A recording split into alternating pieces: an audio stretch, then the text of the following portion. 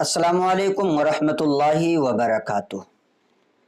بہت سارے لوگوں کو الٹی ہوتی ہے جس کو ہم قے بھی کہتے ہیں۔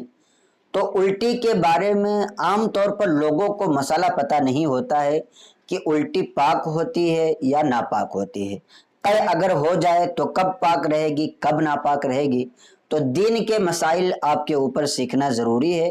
آپ کو کم سے کم اتنے مسائل کا جاننا ضروری ہے جس سے آپ اپنے پاکی ناپاکی، نماز، روزہ، حج و زکوٰۃ، جو آپ کے اوپر چیزیں فرض ہیں، ان چیزوں کو آپ صحیح طریقے سے ادا کر سکیں۔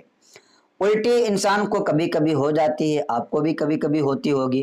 آپ کے کپڑے میں لگ جائے، آپ کے ہاتھ میں لگ جائے، آپ کے بدن میں لگ جائے، یا کوئی گھر کی چیز رکھی ہوئی ہے اس کے اوپر لگ جائے، تو الٹی اگر جہاں پر لگے وہ چیز پاک رہے گی یا ناپاک رہے گی؟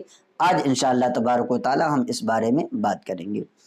الٹی کے بارے میں فقہائے کرام یہ فرماتے ہیں، علماء کرام فرماتے ہیں کہ الٹی جب منہ بھر کے ہو تو وہ نجاست غلیظہ ہے۔ اب نجاست غلیظہ کہاں سے ثابت ہے؟ فتاوی ہندیہ میں موجود ہے۔ فرماتے ہیں کل ما یخرج من بدن الانسان مما یوجب خروجہ الوضوء او الغسل فهو مغلظ كالغائط والبول والمنی والمزی اذا ملأ والقی اذا ملأ الفم کذا فی البحر الرائق۔ یہاں پر موجود ہے کہ ہر وہ چیز جو انسان کے بدن سے نکلتی ہے اور جس سے وضو یا غسل فرض ہو جاتا ہے وہ نجاست غلیظہ ہے، جیسے کہ پاخانہ، پیشاب، منی، مزی، اور اسی طریقے سے قے جبکہ الٹی بھر ہو، اور قے جب الٹی بھر ہو تو یہ نجاست غلیظہ ہے۔ اب نجاست غلیظہ کا حکم کیا ہے کہ جب انسان کے بدن پر یا کپڑے پر یا اور کہیں نجاست غلیظہ لگ جائے تو اب اس کی مقدار دیکھی جائے گی کہ آیا وہ کتنا لگا ہے۔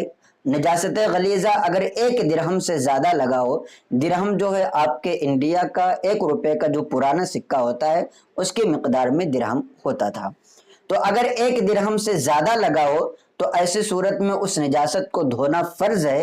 اگر کوئی بغیر دھوئے نماز پڑھ لے گا تو نماز ہی نہیں ہوگی، اور اگر درہم کے برابر ہے تو اس نجاست کا دھونا واجب ہے۔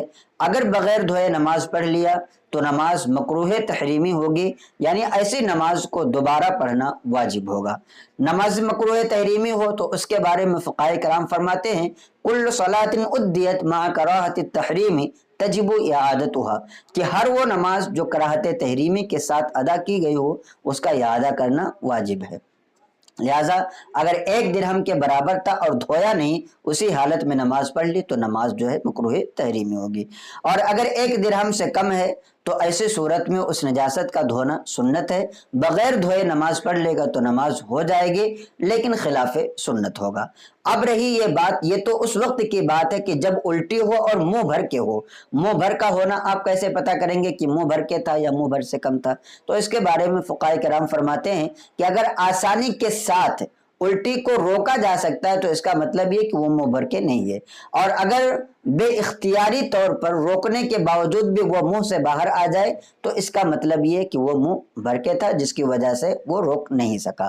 تو اس کا ایک اندازہ اور اس کا ایک طریقہ معلوم کرنے کا کہ اگر منہ بھر ہے یا نہیں ہے تو کیسے اندازہ لگائیں گے۔ اب رہی یہ بات کہ منہ بھر ہو تب تو نجاست غلیظہ ہے، منہ بھر نہ ہو تو ایسی صورت میں الٹی جو ہوتی ہے قے یہ معاف ہے۔ اگر کپڑے یا بدن پر لگی ہو تو بغیر دھوئے بھی نماز پڑھ لے گی تو نماز ہو جائے گی، اس میں کسی طرح کی کوئی کراہت نہیں ہے۔ تو دونوں مسئلے تھے، دونوں مسئلوں کی وضاحت آپ کے سامنے کر دی گئی ہے۔